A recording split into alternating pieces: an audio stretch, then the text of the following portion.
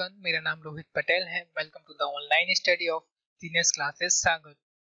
आज मैं आपके लिए लेकर आया हूँ क्लास 12 फिजिक्स का अध्याय 12 परमाणु, जिसे हम अंग्रेजी में एटम कहते हैं। तो क्लास 11th में भी आपने परमाणु और उससे संबंधित विभिन्न वैज्ञानिकों के परमाणु मॉडलों को समझा है, लेकिन ध्यान दीजिए, चूंकि आप मेरे साथ पढ़ रहे हैं तो आपको, यदि आपने 11th में ठीक से नहीं भी पढ़ा है तो स्ट्रेस लेने की कोई जरूरत नहीं है।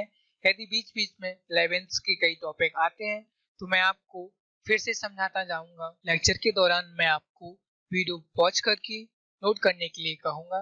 अदरवाइज इस वीडियो के डिस्क्रिप्शन में इस लेक्चर की पीडीएफ नोट्स अवेलेबल हैं, वहां से आप डाउनलोड कर सकते हैं। तो चलिए शुरू करते हैं। एज स्टूडेंट्स, जब कोई भी नया चैप्टर स्टार्ट होता है तो स्टूडेंट के माइंड में कई सारे क्वेश्चंस होते हैं, लेकिन मैं आपको मेरे पढ़ाने का तरीका बता दूं तो ये इंट्रो क्लास है। सिर्फ आपको ध्यान से सुनना है और रिलैक्स फील करना है। आपको इस पूरे लेक्चर को एक कहानी की तरह समझना है। चलिए मान लीजिए मैंने आपसे कहा रेड फोर्ट मतलब लाल किला, तो आपका माइंड तुरंत इमेजिन करेगा कि रेड फोर्ट न्यू दिल्ली में है, ऐसा देखता है जैसा कि स्क्रीन पर दिखाई दे रहा है। और कुछ सोचेंगे आप कि काफी एनिशिएंट पुरानी प्राचीन बिल्डिंग है। तो ठीक ऐसा ही परमाणु शब्द सुनने पर आपका माइंड क्या इमेजिन करता है। तो कुछ क्वेश्चंस उठते हैं कि आखिर परमाणु होता क्या है। सोचने की बात है। जैसे कि मैंने आपसे कहा रेड फोर्ट, तो आप तुरंत इमेजिन कर लेते हैं कि रेड फोर्ट क्या है, कहाँ है, कैसा नहीं है। लेकिन आपके साथ परमाणु शब्द सुनते ही क्या होता है, हमारा अगला क्वेश्चन उठेगा कि ये कहाँ होता है। लाल किला तो दिल्ली में है, ये कैसा होता है। रेड फोर्ट तो एक प्राचीन बिल्डिंग है, काफी बढ़िया भवन दिखाई देता है। और जो अगला क्वेश्चन होगा, जो महत्वपूर्ण क्वेश्चन होगा, वो ये होगा कि हमें कैसे प्रभावित करता है। जनरली हम उन चीजों की ज्यादा स्टडी करते हैं जो हमें सबसे ज्यादा इफेक्ट करती हैं। ऐसा हमारे साथ अक्सर होता है कि हम उन्हीं चीजों को ज्यादा पढ़ते हैं, ज्यादा समझने की कोशिश करते हैं जो हमें कहीं ना कहीं से सबसे ज्यादा प्रभावित कर रही हो। तो मैंने एक प्रकार के स्टूडेंट से पूछा कि आखिर परमाणु होता क्या है, तो उसने मुझे बताया कि बीच में प्रोटॉन होता है और कक्षाओं में इलेक्ट्रॉन्स होते हैं। चलिए भैया, मैंने मान लिया कि परमाणु ऐसा होता होगा। मैंने दूसरे प्रकार के स्टूडेंट से पूछा तो उसने कहा कि सर, परमाणु बीच में धनावेशित होता है और कक्षाओं में इलेक्ट्रॉन अनियमित गति कर रहे होते हैं। चलिए भैया, हमने दोनों स्टूडेंट्स की बातों को समझ लिया कि दोनों स्टूडेंट्स क्या कहने की कोशिश कर रहे हैं। तो हम सब कुछ बेसिक से जानने की कोशिश करेंगे। तो चलिए, परमाणु शब्द आया कहाँ से, परमाणु शब्द की क्या इतिहास है, क्या कहानी है, वो मैं आपको छोटी सी कहानी के माध्यम से सुनाने की कोशिश करता हूँ। तो ये कहानी जब की है जब भारत में अंग्रेज भी नहीं आए थे। यदि आपको याद हो तो इंडिया में ईस्ट इंडिया कंपनी की स्थापना 31 दिसंबर सन 1600 ईस्वी में हुई थी। वैसे हिस्ट्री की क्लास नहीं चल रही है, फिर भी आपके लिए जानना जरूरी होता है। तो वैसे अंग्रेज हमारे यहाँ व्यापार करने के उद्देश्य से आए थे, लेकिन वो हमारी मेहमान नवाजी को कुछ गलत ही समझ बैठे और लगभग हमारे ऊपर 200 सालों तक शासन किया। ये छोड़िए, ये हिस्ट्री की बातें हैं, हम अपने टॉपिक पर वापस लौटते हैं। स्क्रीन पर जो आपको मैप दिखाई दे रहा है वो इंडिया का मैप है। जो येलो आउटलाइन दिखाई दे रही है वो भारत की प्राचीन सीमा है। वर्तमान में भारत की सीमा ऐसी नहीं है। इसलिए हम अपने टॉपिक पर वापस लौटते हैं। हमारे मध्य प्रदेश का पड़ोसी राज्य है गुजरात। गुजरात में 6वीं से 4वीं शताब्दी ईसा पूर्व, जी हाँ, 6वीं से 4वीं शताब्दी ईसा पूर्व में भारत के एक महान गणितज्ञ, महान वैज्ञानिक और समाज सुधारक महर्षि कणाद का जन्म हुआ था। इनके जन्म के विषय में कोई स्पष्ट मत नहीं है।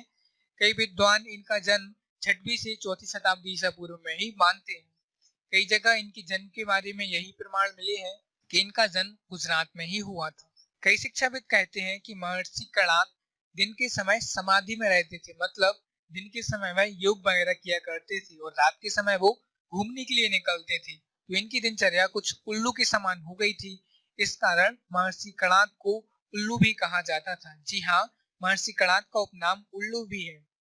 महर्षि कणाद संस्कृत भाषा के एक प्रकांड पंडित भी थे। उन्होंने संस्कृत भाषा में एक विशिष्ट ग्रंथ जिसका नाम वैशेषिक भाष्य अथवा वैशेषिक ग्रंथ है की रचना की है, जो आज के समय में काफी ज्यादा प्रचलित है। महर्षि कणाद ही ऐसे पहले व्यक्ति और भारतीय वैज्ञानिक थी जिन्होंने कल्पना की कि जो हमारे चारों ओर जो कुछ भी दिखाई दे रहा है, यदि उसको अंतिम सीमा तक विभाजित किया जाए तो हम इस निष्कर्ष पर पहुंच सकते हैं कि वह किसी न किसी चीज से मिलकर अवश्य बना हुआ है जो हर चीज में अद्वितीय है।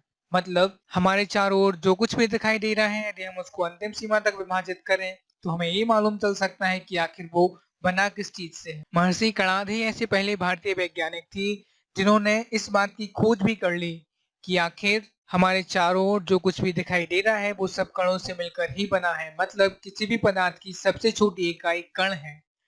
इसके खोजकर्ता महर्षि कणाद ही है।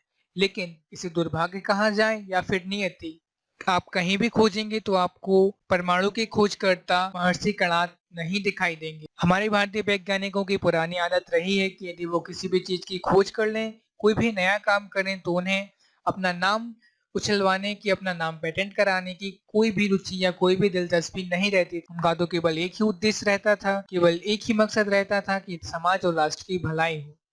महर्षि कणाद के काफी समय बाद लगभग 400 ईसा पूर्व में परमाणु शब्द का पहली बार उपयोग किया गया।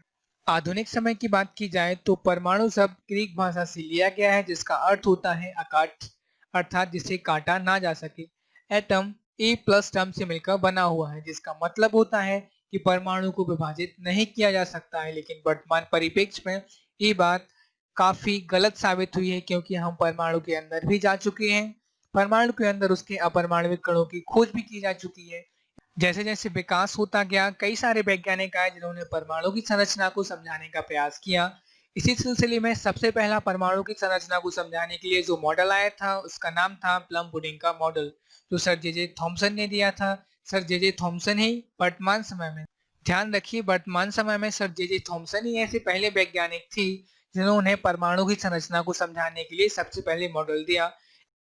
प्लम पुडिंग का मॉडल काफी ज्यादा फेमस तो नहीं है, काफी ज्यादा एक्सेप्ट भी नहीं किया गया, लेकिन यदि सर जे थॉमसन परमाणु का पहला मॉडल लेकर नहीं आते, उनका मॉडल गलत सिद्ध नहीं होता, तो आज हम परमाणु के सही, वास्तविक और यथार्थ मॉडल पर नहीं पहुंच पाते। आपको क्या लगता है जो अभी परमाणु का मॉडल चल रहा होगा, जो हम अपनी आगे आने वाली क्लासों में पढ़ेंगे, क्या वो सही होगा? जी नहीं। कोई चीज सही तब तक है जब तक उसको कोई गलत ठहराने वाला नहीं है। आगे आने वाली पीढ़ियों में, आगे आने वाले वर्षों में हो सकता है कि जो भी वर्तमान में मॉडल चल रहा है उसकी भी कोई कमी निकल आए, वो भी कभी फेल हो जाए और कोई नया साइंटिस्ट आए, कोई नया दिमाग वाला बंदा आए और वो बता दे कि परमाणु ऐसा नहीं ऐसा होता है। तो ध्यान रखिए, शुरुआत करने वाला व्यक्ति तो महान कहा ही जाएगा। यदि उसने शुरुआत नहीं की होती तो आज हम इस मुकाम पर तो नहीं होते। परमाणु की संरचना को समझाने के लिए दूसरे वैज्ञानिक जो आए, उन्होंने स्वर्ण पत्र का प्रयोग किया। जी हाँ, आप तो इनका नाम समझ ही गए होंगे। स्वर्ण पत्र का प्रयोग लाने वाले वैज्ञानिक थे सर रदरफोर्ड। इनका पूरा नाम अर्नेस्ट रदरफोर्ड था। इन्होंने सोने की पत्ती को आधार बनाकर परमाणु की संरचना को समझाने का प्रयास किया। हर बार की तरह इस बार भी सर अर्नेस्ट रदरफोर्ड के स्वर्ण पत्र के मॉडल में भी कई सारी समस्याएं आई, तो उन समस्याओं को दूर करने के लिए आया बोर का मॉडल, जिसे दिया था सर नील्स बोर ने। नील्स बोर का मॉडल कई परिघटनाओं की व्याख्या करने में सफल भी रहा, लेकिन इनका मॉडल भी पूर्ण रूपेण से सत्य नहीं था। चौथे नंबर पर जो मॉडल आया उसका नाम था अनिश्चितता का सिद्धांत, से दिया था सर हाइजेनबर्ग ने। पांचवें नंबर पर जो मॉडल आया, जो नवीनतम मॉडल है, जो अभी वास्तविक रूप में अपनाया गया है, उसका नाम है श्रोडिंगर का मॉडल, जिसे दिया था सर श्रोडिंगर ने। चलिए तो हम समराइज कर लेते हैं कि अभी तक हमने क्या समझा है। सर्वप्रथम महर्षि कणाद ने ही बताया था कि पदार्थ का सूक्ष्मतम रूप कण है। मतलब कण ही किसी पदार्थ की सबसे छोटी इकाई है।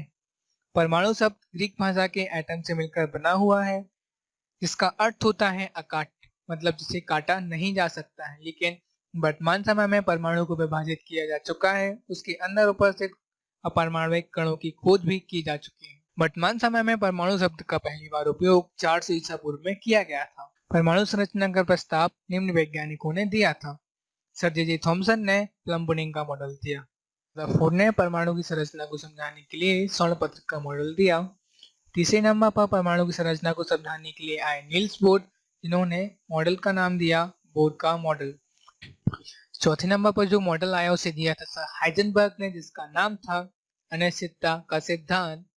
पांचवें नंबर पर जो नवीनतम मॉडल है उसे दिया था सर श्रोडिंगर ने, उसका नाम है श्रोडिंगर का मॉडल। मैंने क्लास की स्टार्टिंग में आपसे कहा था कि हम लेक्चर के लास्ट में एक छोटा सा क्विज रखेंगे, तो चलिए अब हम हमारा क्विज शुरू करते हैं। क्विज का पहला क्वेश्चन है, सर्वप्रथम किस भारतीय वैज्ञानिक ने पदार्थ की सबसे छोटे कण की खोज की थी?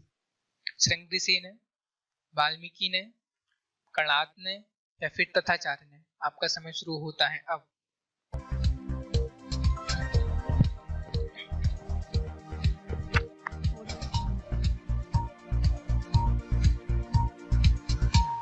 मैं आशा करता हूं कि आप सभी ने अपने अपने आंसर कमेंट बॉक्स में कमेंट कर दिए होंगे। पहले क्वेश्चन का सही आंसर है ऑप्शन सी, महर्षि कणाद ने। महर्षि कणाद ही वो पहले ऐसे भारतीय वैज्ञानिक थे जिन्होंने पदार्थ की सबसे छोटे कण की खोज की थी। चलिए हम अपने दूसरे क्वेश्चन की ओर आगे बढ़ते हैं। दूसरा क्वेश्चन है, परमाणु शब्द किस भाषा से लिया गया है? ऑप्शन ए ग्रीक भाषा से, ऑप्शन बी संस्कृत भाषा से, ऑप्शन सी फ्रेंच भाषा से और ऑप्शन डी अंग्रेजी भाषा से। आपका समय शुरू होता है अब।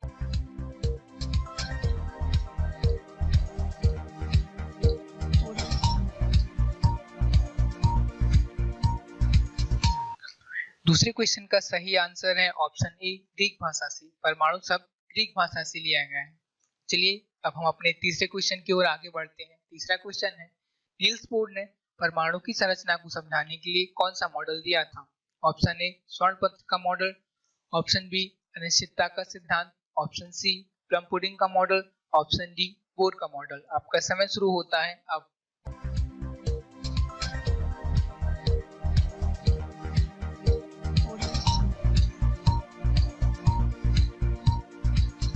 Times up.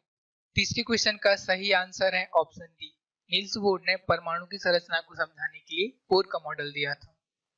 आई होप कि आप अपने अपने आंसर कमेंट बॉक्स में कमेंट करते जा रहे होंगे। चलिए अब हम अपने चौथे क्वेश्चन की ओर आगे बढ़ते हैं। हमारा चौथा क्वेश्चन है, रदरफोर्ड ने परमाणु की संरचना को समझाने के लिए कौन सा मॉडल दिया था? ऑप्शन ए स्वर्ण पत्र का मॉडल, ऑप्शन बी अनिश्चितता का सिद्धांत, ऑप्शन सी प्लम पुडिंग का मॉडल, ऑप्शन डी बोर का model. Your time start now.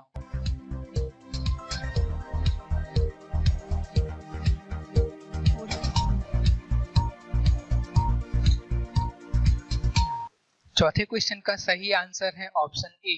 Rutherford ने परमाणु की संरचना को समझाने के लिए स्वर्ण पत्र का मॉडल दिया था। उनका मॉडल बहुत ज्यादा फेमस है। चलिए हम अपने पांचवें क्वेश्चन की ओर आगे बढ़ते हैं। पांचवा क्वेश्चन है, हाइजेनबर्ग ने परमाणु की संरचना को समझाने के लिए कौन सा मॉडल दिया था? ऑप्शन ए स्वर्ण पत्र का मॉडल, ऑप्शन बी अनिश्चितता का सिद्धांत, ऑप्शन सी प्लम पुडिंग का मॉडल, ऑप्शन डी बोर का मॉडल।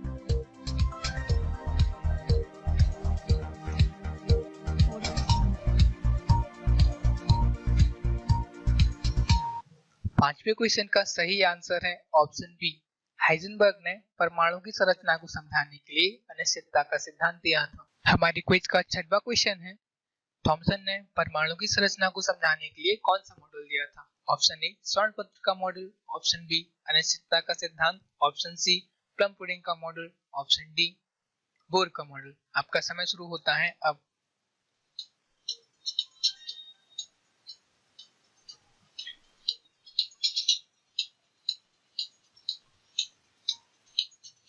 क्वेश्चन नंबर 6 का सही आंसर है ऑप्शन सी। थॉमसन ने परमाणु की संरचना को समझाने के लिए प्लम पुडिंग का मॉडल दिया था।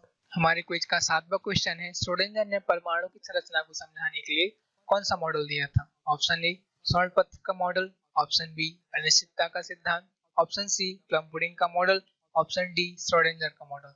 Your time's start now.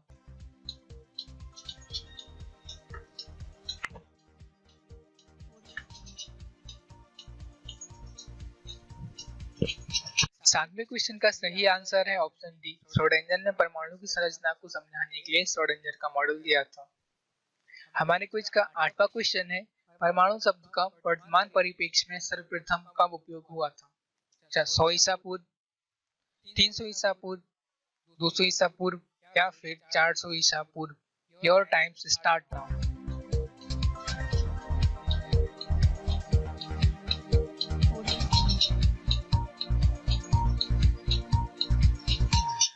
आठवें क्वेश्चन का सही आंसर है ऑप्शन डी।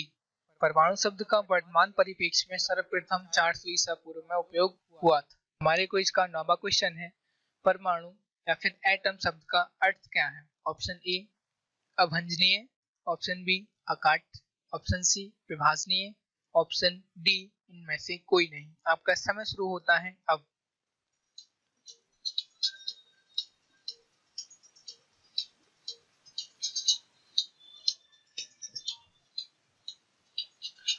क्वेश्चन नंबर 9 का सही आंसर है ऑप्शन बी। परमाणु शब्द का शाब्दिक अर्थ होता है अकाट्य, अर्थात जिसे काटा ना जा सके। लेकिन वर्तमान में परमाणु को विभाजित किया जा चुका है तो उसके अंदर की अपरमाणविक कणों की खोज की जा चुकी है। इन सबको हम अपने आगे आने वाले चैप्टर नाभिक में समझेंगे। हमारे क्विज का 10वां और लास्ट क्वेश्चन है, महर्षि कणाद का वास्तविक नाम क्या था? ऑप्शन ए कुंभक, option B Kashyap, option C उल्लू और ऑप्शन डी प्रथम व द्वितीय दोनों। आपका समय शुरू होता है अब।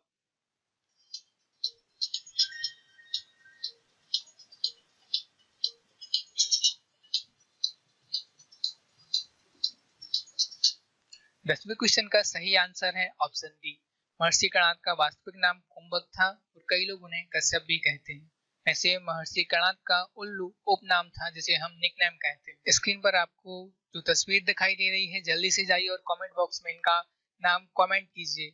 हम अपनी आगे आने वाली क्लास में इन्हीं के मॉडल के बारे में डिस्कस करेंगे। तो मैं आपसे लास्ट में यही कहना चाहूंगा कि आप अपने नोट्स अपने हाथों से बनाएं। वैसे अदरवाइज आपको पीडीएफ नोट्स तो मिल ही जाएंगे, लेकिन मैं आपको सजेस्ट करता हूं कि आप अपने नोट्स अपने हाथों से ही बनाएं। पढ़ाई करते रहें। All the very best.